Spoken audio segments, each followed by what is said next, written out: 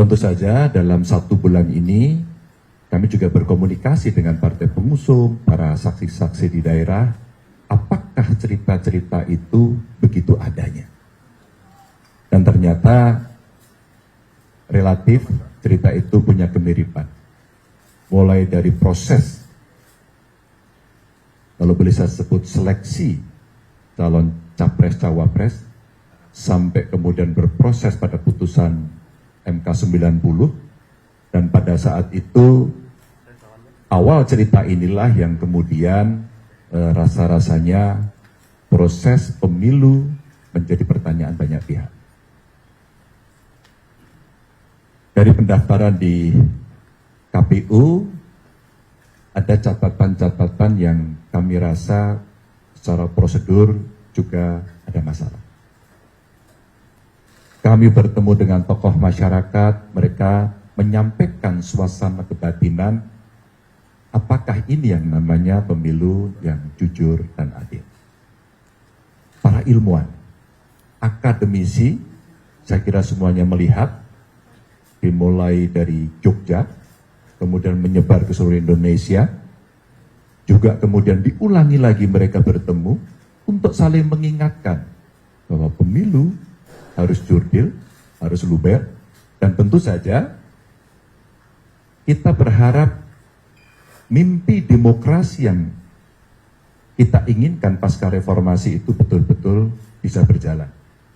Nanti KKN, betul-betul asas-asas demokrasinya diberikan, dan inilah sebuah proses panjang yang terjadi. Banyak catatan yang memang disampaikan kepada kami. Tentu kami dan tim hukum harus memverifikasi satu persatu cerita tentang aparatur yang terlibat, mulai dari pusat sampai daerah. Cerita bantuan yang muncul tiba-tiba dengan sangat masif sekali.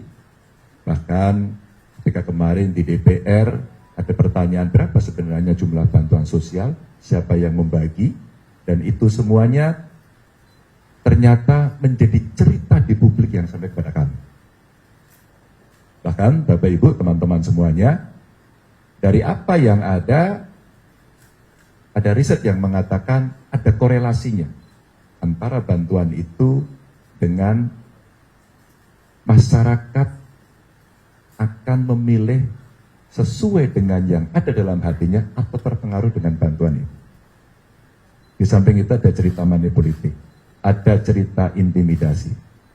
Saya kira inilah yang kemudian kumpulan cerita dari publik yang masuk kepada tim Ganjar Mahfud. Tentu saya menghormati seluruh proses yang berjalan. Kami menyampaikan laporan-laporan kepada penyelenggara pemilu. Apakah itu KPU, apakah itu Bawaslu. Dan kita berharap memang Bawaslu akan merespon.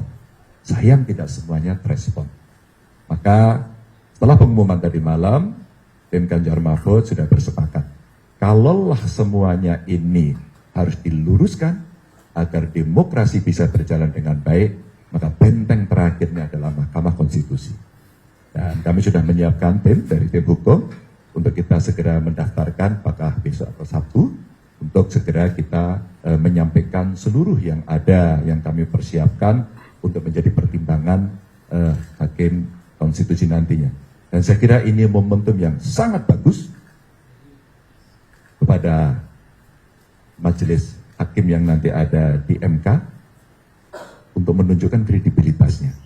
Setelah dulu ada putusan MK, setelah juga kita melihat penyelenggara pemilu juga mendapatkan hukuman etik, maka tentu saja kita mesti mengembalikan kredibilitas demokrasi kita ini jauh lebih baik.